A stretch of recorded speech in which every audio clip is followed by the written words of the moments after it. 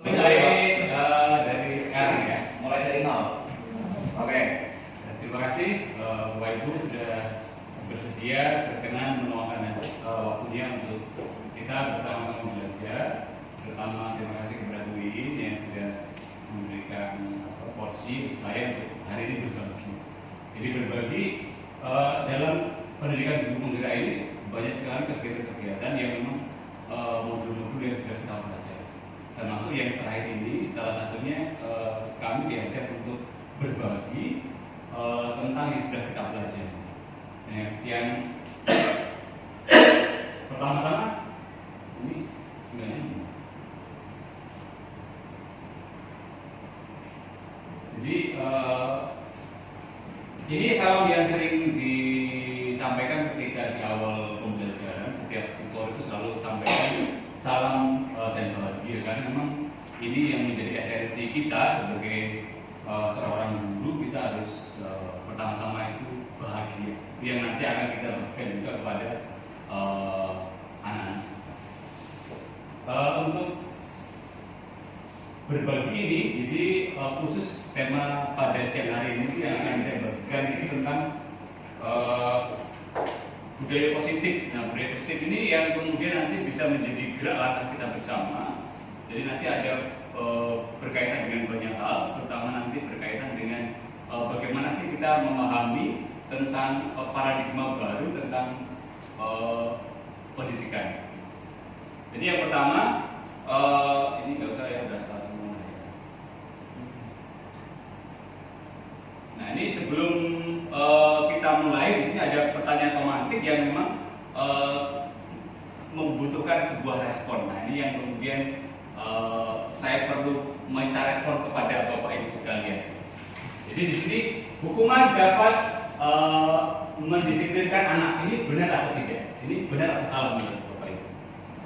Hukuman dapat mendisiplinkan anak.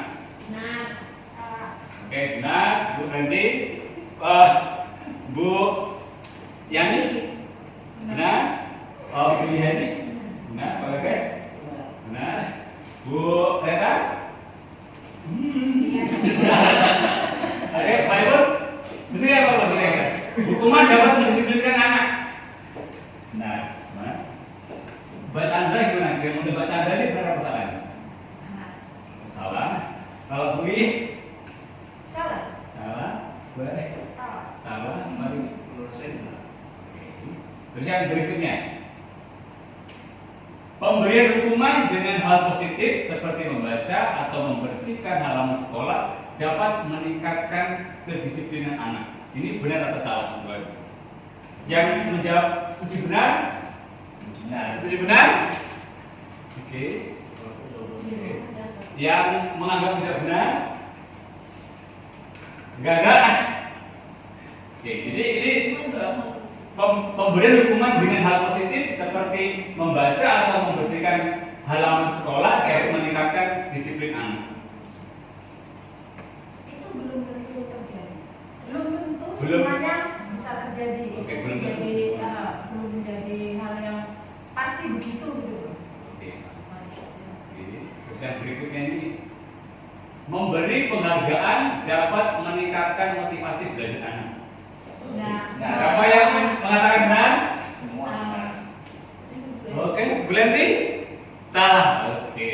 Jadi ini yang kemudian sebenarnya pertanyaan pemantik ini nanti akan bersama-sama kita dalami soal apa namanya benar atau salah gitu dalam pemahaman paradigma baru pembelajaran kita. Nah, jadi tema pembahasan kita adalah soal budaya positif. Ini yang kemudian akan kita bahas hari ini. Jadi nanti kurang lebih 30 menit kita akan pertama kita bicara soal disiplin positif dan nilai-nilai apa namanya kebajikan universal, terus teori motivasi, hukuman penghargaan dan restitusi, kemudian keyakinan kelas, kemudian kebutuhan dasar manusia, dan kemudian soal posisi kontrol. Ini yang dalam pendidikan calon guru penggerak ini dibahas dalam satu rangkaian kegiatan kurang lebih ini hampir 2 minggu sedang dalam proses ini.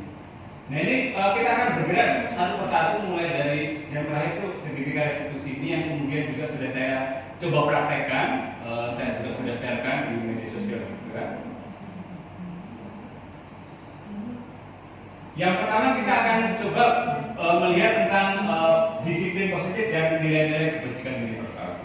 Jadi perubahan paradigma, ini sekali lagi soal paradigma itu kan soal cara pandang ya. Nah ini ada sebuah permainan seperti ini Bapak Ibu. Saya kira ini kita pas dua-dua ya, nanti kita bisa bermain ini. Mungkin salah satu Bapak Ibu guru boleh, mungkin Pak Ibu berdua menuliskan sesuatu di dalam kertas, kemudian tulisan itu Bapak Ibu pegang genggam yang erat. Nah terus kemudian minta teman yang di sebelahnya nanti silakan untuk bagaimana caranya supaya yang memegang kertas ini membuka tangannya. Jadi tulislah hal yang paling penting, yang paling berharga, mungkin yang paling rahasia, yang harus dijaga erat. Ini saya bantu. Oh ya, oke silakan Pak. Boleh tuliskan salah satu nggak apa-apa. Pak Ganda saja yang tulis. Ini salah satu yang tulis. Oke, boleh. Oke. Ini yang menulis siapa Pak? Ya. Rahasia udah. Teruskan, boleh rahasia pokoknya hal yang paling penting ya. Yang harus kita pertahankan nih. Pokoknya harus kita pertahankan. Nanti kemudian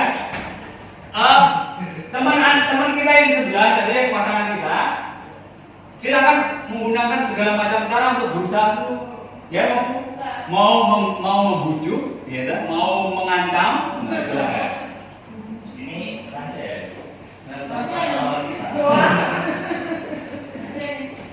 Oke, pokoknya terserah yang paling penting dalam hidup kita. Enggak baca. Cuma ini mencoba untuk mempertahankan ini. Ya. Jadi terus ditulis dulu.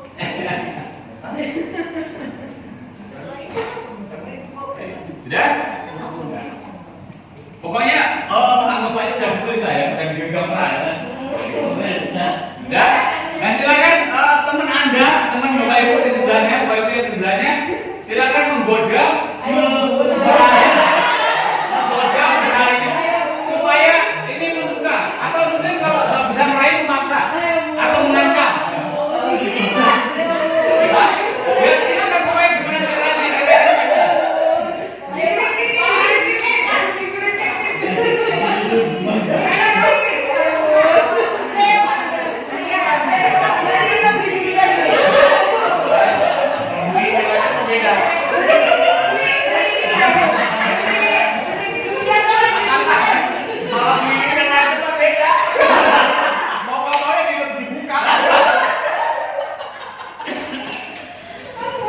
Oke, boleh ya. Oke, sekarang kira-kira apa yang terjadi? Berhasil atau tidak? Siapa yang berhasil membuka? Ada yang berhasil? Tidak ada yang berhasil.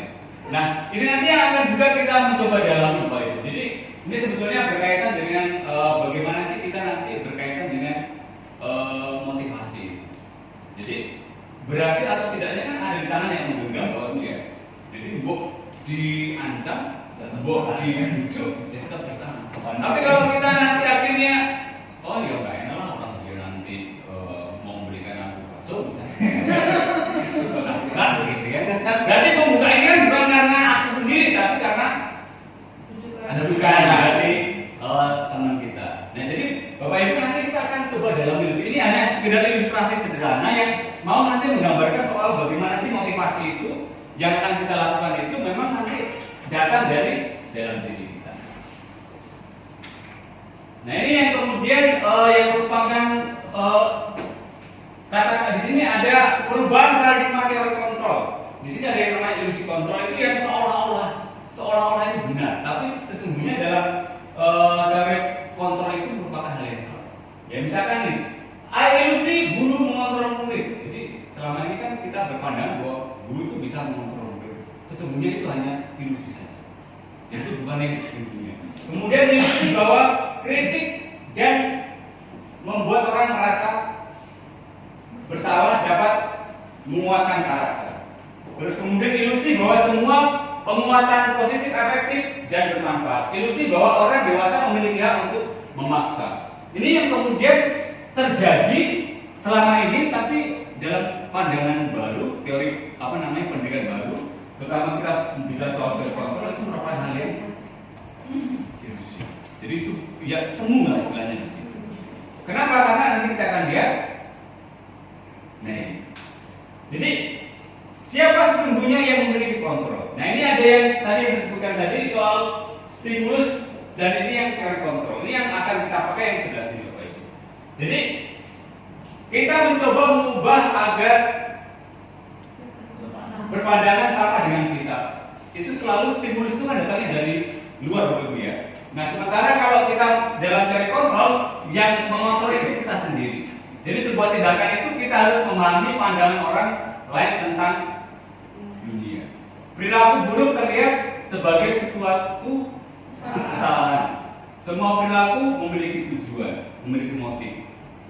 Terus kemudian orang lain bisa mengontrol saya. Kalau dalam teori kontrol, hanya Anda yang bisa mengontrol diri Anda. Kemudian dalam stimulus respon, saya bisa mengontrol orang lain, tapi dalam teori kontrol, Anda tidak bisa mengontrol orang lain, hanya diri kita. Kemudian pemaksaan ada pada saat menunjukkan gagal. Kolaborasi dan konsensus menciptakan pilihan-pilihan baru. Model berpikir menang kalah, kemudian model berpikir menang-menang atau win-win solution. Nah, ini kemudian yang akan bersama-sama kita dalami lagi. Ini kan soal stimulus dan teori kontrol. Sekali stimulus itu datangnya dari luar diri kita. Nah, yang berikutnya ini disiplin positif ini dalam kerangka besarnya seperti ini, Bapak Ibu. Jadi kalau kita tadi kan bicara soal teori kontrol, ini yang kita pakai adalah dari Dr. William Glasser. Jadi teori kontrol itu lebih ke sini, Bapak Ibu. Intinya ada di sini. Jadi yang tadi yang keempat tadi, Anda tidak dapat mengontrol orang lain, hanya Anda yang bisa mengontrol diri Anda. Jadi kemudian makna disiplin ya menjadi turunan seperti ini, Bapak Ibu. Jadi makna disiplin berarti belajar kontrol diri dengan menggali potensi kita agar tercapai tujuan mulia, yaitu sesuatu menjadi seseorang yang kita inginkan berdasarkan nilai-nilai yang kita hargai. Semua sekali lagi perspektifnya selalu dari diri kita sendiri. Kemudian semua perilaku pasti memiliki tujuan. Nah, ini yang menjadi penting. Jadi kita jangan sampai berperilaku karena stimulusnya dari luar, entah dari bujuk rayu, entah dari paksaan, tapi memang datang dari diri kita. Kemudian model berpikir win-win solution. Jadi nanti ada kaitannya soal nanti pada posisi kontrol kita. Kalau yang semua perilaku memiliki tujuan, nanti ada pada teori motivasi. Nanti kita akan lihat lebih jauh ini. Kemudian dalam posisi kontrol nanti dalam penanganan kasus kita akan memiliki nanti 5 posisi kontrol kita, dan nanti akan kita lihat sama-sama. Kalau bisa nanti mungkin kita bisa simulasikan itu. Terus kemudian realitas kebutuhan kita berbeda. Kita berusaha memahami pandangan orang lain tentang dunia. Setiap orang memiliki gambaran berbeda. Jadi ini sekali lagi kita melihat orang lain dalam perspektif mereka. Kemudian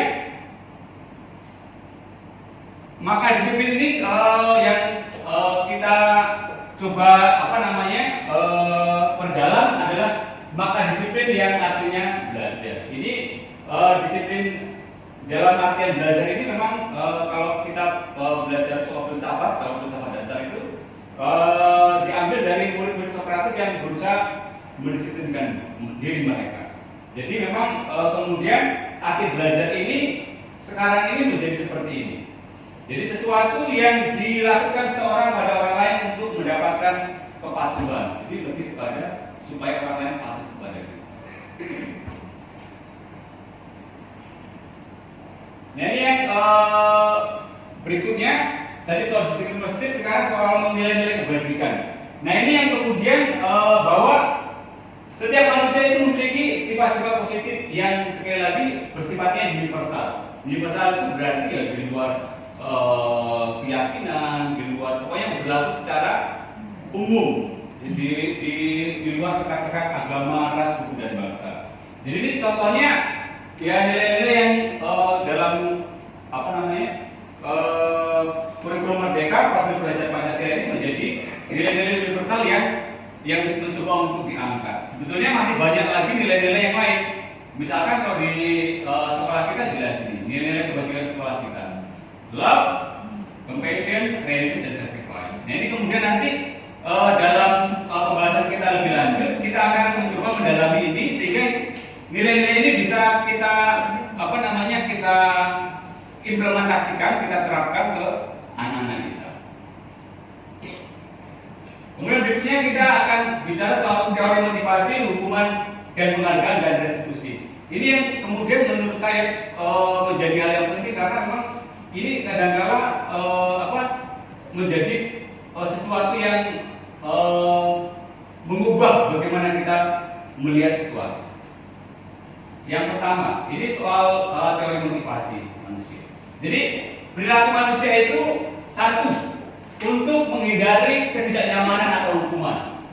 Apa yang akan terjadi bila saya tidak melakukannya? Ini sekali lagi berkaitan dengan hukuman yang kita tadi tanyakan di awal, yaitu karena apa? Motivasi itu ekstern atau di luar dari diri kita. Kemudian untuk mendapatkan imbalan dari orang lain atau institusi.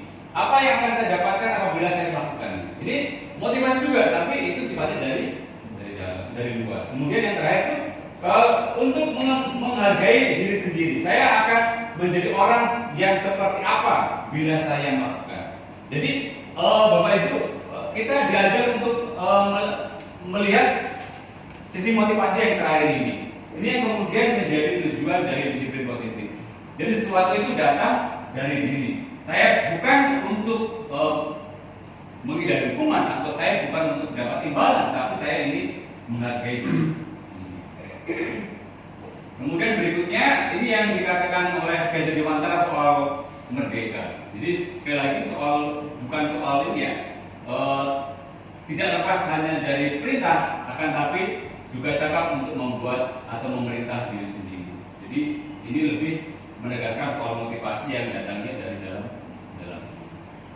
Terus yang berikutnya restitusi. Apa itu restitusi? Jadi ini yang mungkin kata-kata yang baru. Siapa Bapak Ibu yang menurut Bapak Ibu ini kata-kata yang baru restitusi ini? Nah, ini yang mungkin juga baru bagi saya. Jadi ini proses menciptakan kondisi bagi murid untuk memperbaiki kesalahan mereka sehingga mereka bisa kembali ke kelompok mereka dengan karakter yang lebih kuat.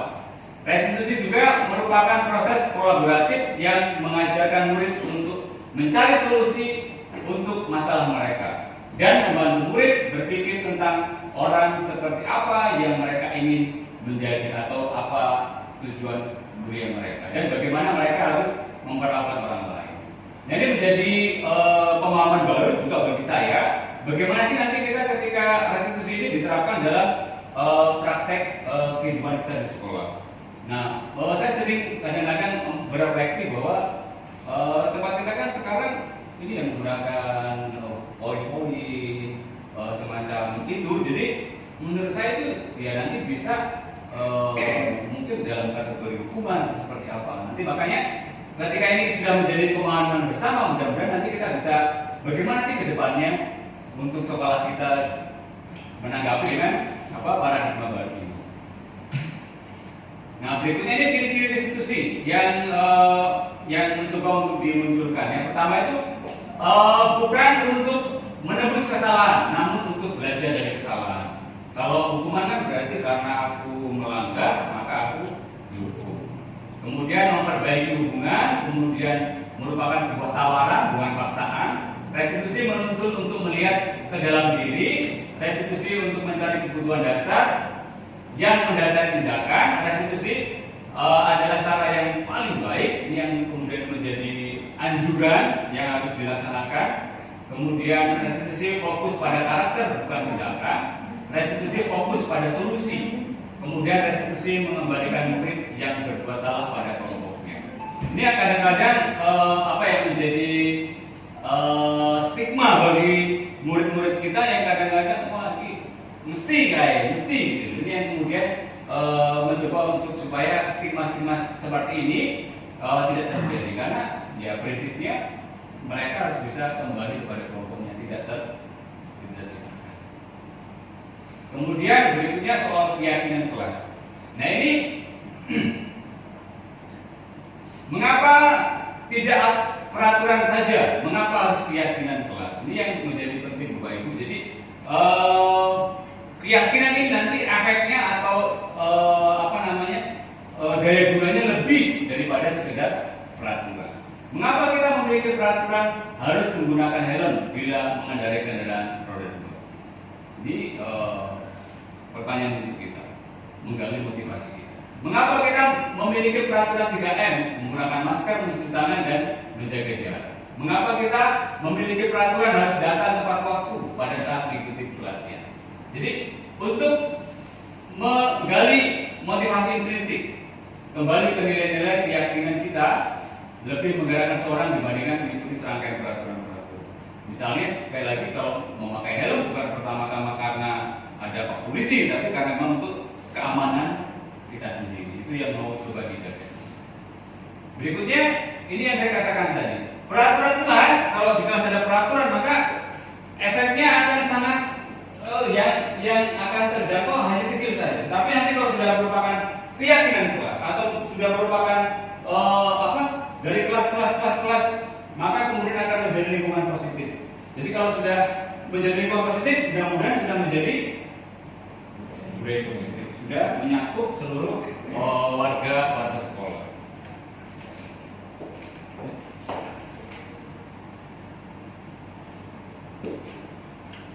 Kegiatan pendalaman tentang keyakinan kelas tadi. Ini contohnya dari kemarin di pelatihan hormat, ya, keyakinan kelasnya itu muncul dalam kami meyakini, ya kan, soal keyakinan. Kami meyakini bahwa sangat penting untuk menghormati semua orang dan barang milik orang lain. Ini nilai kebajikan hormat ini yang kemudian nampak dalam keyakinan ini. Kemudian yang berikutnya kerja. Kami meyakini bahwa sangat penting untuk mengerjakan segala pekerjaan atau mengikuti kegiatan yang telah ditugaskan. Kemudian yang berikutnya soal diterima dan memiliki. Kami meyakini bahwa sangat penting untuk merasa diterima pada suatu kelompok dan saling peduli satu dengan yang lain. Ini soal keyakinan. Kemudian saya mencoba untuk melihat dari tempat kita. Kita punya nilai love, compassion, readiness, dan sacrifice. Ini yang mencoba saya rumuskan. Nanti mungkin Bapak Ibu juga bisa merumuskan hal yang ini. Jadi yang love ini saya rumuskan begini. Saya baca dari Enduring Values yang forbid Hidden Values itu. Saya meyakini bahwa sangat penting menghargai martabat orang lain dan menerima keunikan diri. Terus kami meyakini bahwa sangat penting untuk memberikan bantuan kepada teman yang membutuhkan. Terus yang readiness, kami meyakini bahwa sangat penting untuk merelakan diri dan penuh semangat melaksanakan tugas. Kemudian yang sacrifice, kami meyakini bahwa sangat penting untuk melakukan yang terbaik. Jadi yang mencoba saya rumuskan. Nah, nanti ini dalam pendalaman ini ada tabel T dan ada tabel Y. Nah, begini Bapak Ibu. Jadi kalau Bapak Ibu boleh menulis, boleh. Jadi kalau misalkan kita mulai dari sini, love, misalkan di sini love. Love ini yang terdengar apa, perilakunya apa, kemudian yang terlihat apa. Terus kemudian kalau di sini, kalau yang tabel T, kalau ini love, yang tampak seperti apa, yang tidak tampak seperti apa. Kalau keyakinannya seperti ini. Ini nilai bekerja dan seterusnya. Kita bisa gali nilai-nilai keempat core values kita itu yang soal love, compassion, readiness, dan sacrifice. Contoh breakdownnya begini Bapak Ibu. Ini yang hormat. Terdengarnya berarti ini ketika murid-murid kita berbicara, ini yang terdengar, ini yang menunjukkan rasa hormat. Berarti kalau love, yang terdengarnya itu apa Bapak Ibu? Menurut Bapak Ibu, yang terdengarnya. Kalau yang ini kan di sini hormat, terdengarnya, yuk saya bantu, atau kita bisa selesaikan ini bersama, atau terima atau tolong ya atau permisi atau boleh saya pinjam, ini yang terdengar. Kalau misalkan kita mau breakdown yang values kita, yang soal love misalkan, yang terdengarnya seperti apa Bapak Ibu? Yang terdengarnya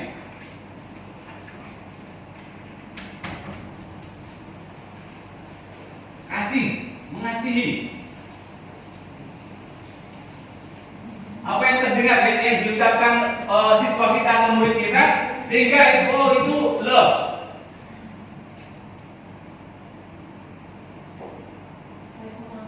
Apa? Apa benar?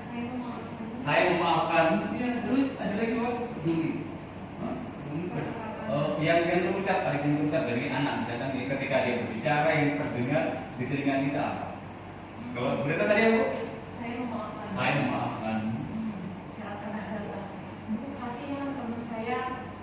Jadi ada pedulinya lagi, tapi dalam ucapan kasihan teman saya ini Bu, mereka butuh ini atau teman saya butuh ini. Perhatian mungkin ya. Jadi ya nah, tolong. Bukan tolong.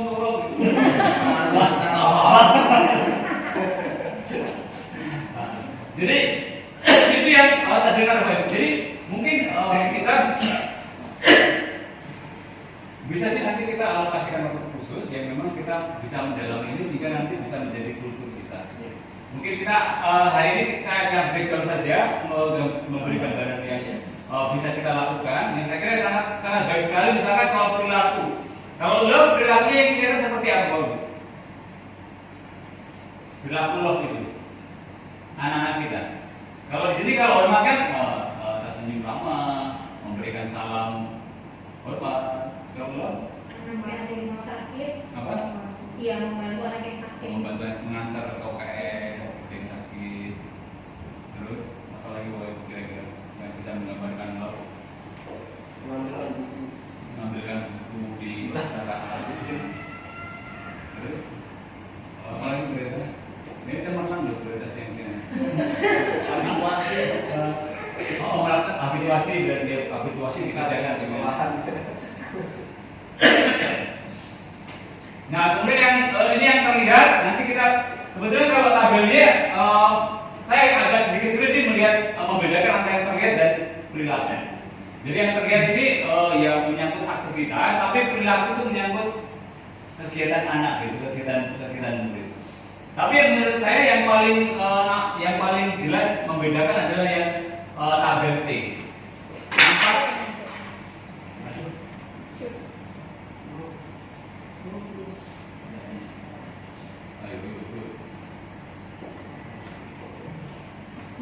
Oke, yang tabel T dia yang hormat, yang tampak seperti berarti datang tepat waktu. Jadi nanti kita bisa sama merumuskan ini supaya itu bisa menjadi indikator bahwa anak-anak kita memiliki values itu misalkan love, compassion, readiness, sacrifice. Ini yang bekerja seperti itu. Ini hanya contoh. Nanti mungkin sekali lagi saya bisa sih mungkin kita bisa siapkan waktu sama-sama untuk membreakdown ini atau mungkin tim pengembang sekolah nanti kita bisa sama-sama untuk membreakdown ini sehingga nanti bisa menjadi values kita semua. Terus yang berikutnya ini soal peraturan dan keyakinan kelas.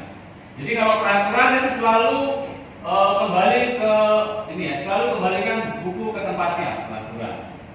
Itu yang values-nya, yang keyakinannya soal rasa tanggung jawab.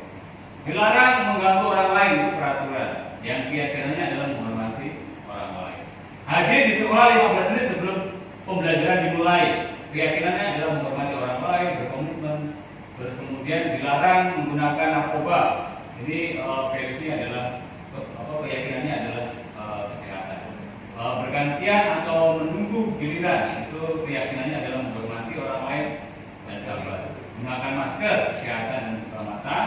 Jangan berlari di kelas atau koridor untuk soal keselamatan dan nah ini bagaimana ini nanti kemudian bahwa yang tadi dibilang hukuman oleh penghargaan. Jadi kan tadi kan ada yang berpendapat bahwa dengan menghargai bisa meningkatkan motivasi. Tapi sesungguhnya ini adalah kajian dari sebuah penelitian. saya juga menyampaikan bahwa penghargaan itu bisa membawa pengaruh jangka pendek dan jangka panjang bagi murid kita.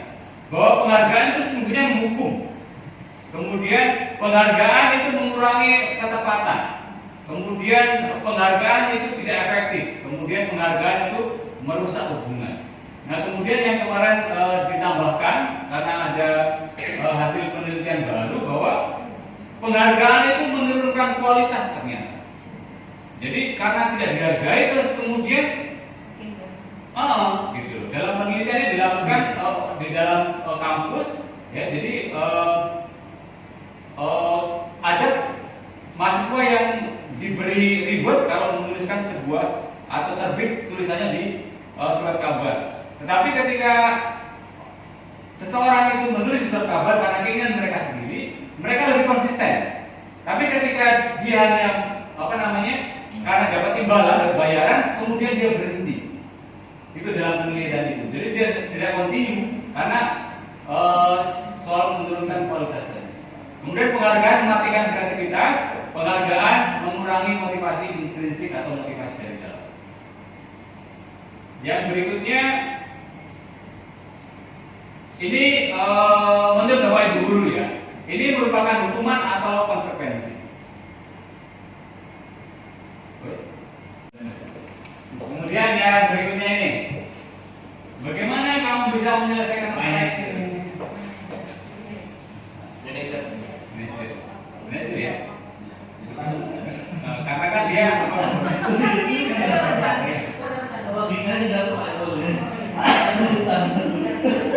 urutan dari yang udah 31 baru ya. Ya karena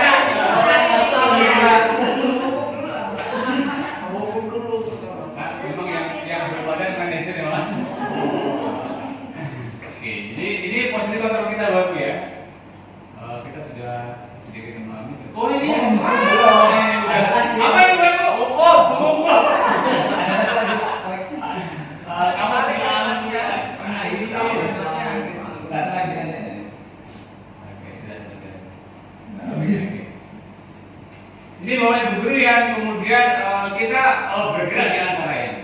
Jadi peraturan memantau, kemudian kadang-kadang kita memang sulit untuk memposisikan diri kita. Satu sisi mungkin kadang-kadang kita memang sebagai pemantau. Satu sisi kita kadang-kadang kita sebagai manajer. Maka ini yang kemudian kadang-kadang peran-peran ini yang memang harus kita semua sadari bahwa akan sangat sulit kalau kita selalu akan menempatkan kita sebagai posisi manajer.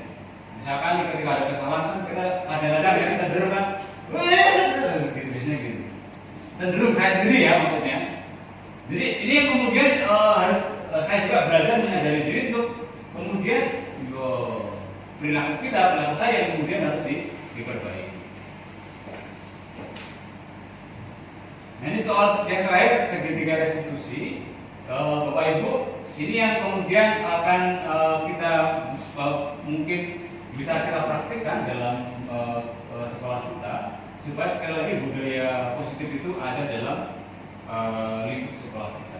Jadi ini yang pertama itu soal validasi kebutuhan. Kemudian yang kedua itu soal menanyakan keyakinan. Yang terakhir itu soal menstabilkan identitas. Ini bagaimana itu terjadi? Langsung saja kita kalau melihat bagan ini mungkin agak sulit. Yang pertama itu soal menstabilkan identitas, Bapak Ibu. Jadi maksudnya adalah untuk membuat anak yang merasa gagal karena berbuat salah menjadi positif terhadap dirinya. Nah, ini misalkan ada dalam perkataan, misalkan berbuat salah itu hal yang manusiawi. Jadi orang sudah tidak dihakimi dulu, tapi memang supaya dia posisinya stabil dulu. Tidak ada manusia yang sempurna. Bapak Ibu juga dulu pernah berbuat salah. Jadi tidak langsung menjudge anak, kamu salah gitu. Tapi kita memang memberikan semacam afirmasi begitu. Kita pasti bisa menyelesaikan masalah ini. Bapak Ibu tidak tertarik untuk mencari tahu siapa yang benar dan siapa yang salah. Bapak Ibu lebih tertarik untuk menyelesaikan masalah ini. Kalau kamu menyalahkan dirimu sendiri terus-menerus, apakah kamu bersikap baik pada dirimu sendiri. Nah, ini yang menstabilkan identitas. Kemudian yang berikutnya soal validasi kebutuhan. Validasi kebutuhan itu setelah anak-anak stabil, ya, ketika anak stabil, ketika sudah melakukan sebuah kesalahan atau melanggar peraturan, maka validasi kebutuhan ini menjadi penting, membantu murid untuk mengenali basic need atau kebutuhan dasar mereka tadi itu. Jadi ini sebetulnya untuk memenuhi kebutuhan apa sih? Apakah soal love tadi, atau belonging, atau power, yang tadi yang empat kebutuhan dasar tadi. Nah, pada dasarnya setiap tindakan sekali lagi manusia memiliki sebuah tujuan yang tadi kita sudah sebutkan, yaitu survival, fun. Ini terdapat dalam perkataan misalkan kamu bisa saja kan melakukan hal yang lebih buruk, tapi kamu tidak melakukan. Terus kamu pasti punya alasan mengapa melakukan. Apa yang penting bagi kamu boleh tetap berusaha menjaga sikap itu, tetapi tambahkan sikap yang lain, yang baru. Maukah kamu belajar cara lain untuk mendapat yang kamu butuhkan tanpa harus mengukur? Apakah kamu bisa melakukan dengan lebih baik besok lagi? Jadi sekali lagi setelah kita mengenali basic need-nya tadi, kemudian kita akan mengarahkan kita nanti untuk yang ketiga, yaitu soal menanyakan keyakinan. Anak melihat kesalahannya dihubungkan dengan norma sosial, nilai-nilai yang mendasari manusia berinteraksi dengan orang lain. Misalnya guru berkata, apa nilai yang kita percaya di kelas atau sekolah kita? Makanya nanti kita bisa sama-sama merumuskan ini di kesempatan lain, supaya ini betul-betul saya sudah mencoba untuk membangun keyakinan kelas di kelas saya sudah mencoba itu, tapi tetap masih belum efektif karena mungkin metodenya yang mungkin kurang pas. Nanti kita bisa sama-sama merumuskan ini supaya nilai-nilai ini yang mungkin secara keseluruhan nanti nilai sekolah kemudian otomatis menjadi nilai kelas bisa sama-sama kita kita implementasikan. Kemudian nilai universal apa yang telah kita sepakati? Kalau sudah karena ini harus ada dulu baru kita akan menanyakan ini. Kalau belum ada ini kan kita nggak bisa menanyakan tuh. Jadi kelas yang ideal itu seperti apa sih? Kamu ingin jadi anak seperti apa? Apa yang kamu rasakan ketika kamu melakukan itu? Kamu menjadi orang yang seperti apa? Ini kemudian Bapak Ibu ada intervensi 30 detik. Ini adalah intervensi ini bisa membantu murid kembali ke tujuan semula dengan cukup singkat dan dengan cara-cara non konfrontatif. Jadi dengan pertanyaan ini membantu untuk supaya anak-anak kita kembali ke tujuan semula mereka. Apa kamu ingin berbuat lebih baik? Apa saat ini kamu sedang menjadi orang yang sedang kamu inginkan? Apakah kamu bisa mengubah kegiatan atau perilaku kamu saat ini menjadi sikap yang lebih membantu? Apa wajar membuat kesalahan? Bisakah kita memperbaikinya? Apa yang kamu lakukan saat ini sesuai? Kapan kamu siap untuk mulai? Peraturannya apa? Sepertinya kamu punya masalah. Saya bisa bantu apa? Jadi pertanyaan-pertanyaan ini sekali lagi menjadi kenapa disebut intervensi? Karena kita mencoba untuk langsung mengarahkan anak supaya kembali ke tujuan semula mereka. Untuk refleksi Bapak Ibu setelah panjang agak lebar ini. Jadi pemahaman apa yang berubah sebelum dan sudah mempelajari modul ini? Sesi belajar positif. Kemudian apa rencana ke depan untuk menerapkan budaya positif? Ada perubahan cara pandang Bapak Ibu? Jadi mungkin memang yang sekali lagi yang kadang-kadang akrab dengan kita soal memberikan reward, kadang-kadang memberikan bintang, memberikan hadiah, pujian. Itu memang saya kira dalam banyak hal ada benarnya dalam banyak hal. Tapi sekali lagi kalau kita merujuk ini anak menjadi ketergantungan. Nanti kalau nggak diberi reward terus dia nggak berbuat apa-apa. Nah, gitu. Jadi ada positifnya, tapi kemudian nanti akan ada jangka yang lebih panjang yang kemudian nanti bisa apa namanya dihukum melalui menghargai tadi.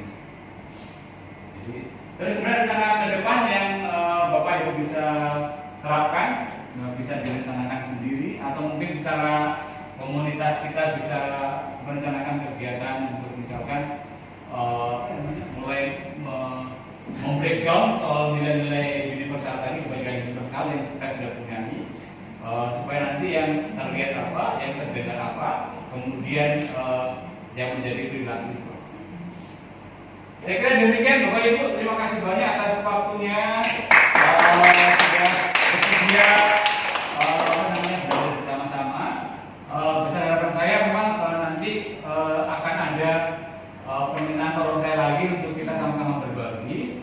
Sama nanti di bulan Oktober nanti dalam rangka penyusunan visi misi, nanti kita akan dibantu oleh Pak Atok sebagai pendamping praktik untuk sekolah kita, untuk saya, terus kemudian mempraktikkan di sekolah. Jadi saya akan minta dukungan dari Bapak Ibu guru semuanya ini sebagai kepala sekolah untuk supaya memang kita bisa bergerak bersama-sama, karena semuanya jelas untuk perubahan-perubahan yang memang pemahaman kita yang lama itu memang saat ini udah usang mungkin. Jadi harus memang kita terbaru dengan pemahaman. Saya kira demikian Bapak Ibu, terima kasih atas waktunya. Lebih dan kurangnya saya minta maaf apabila ada kata-kata yang tidak berkenan di hati Bapak Ibu. Terima kasih Bu I.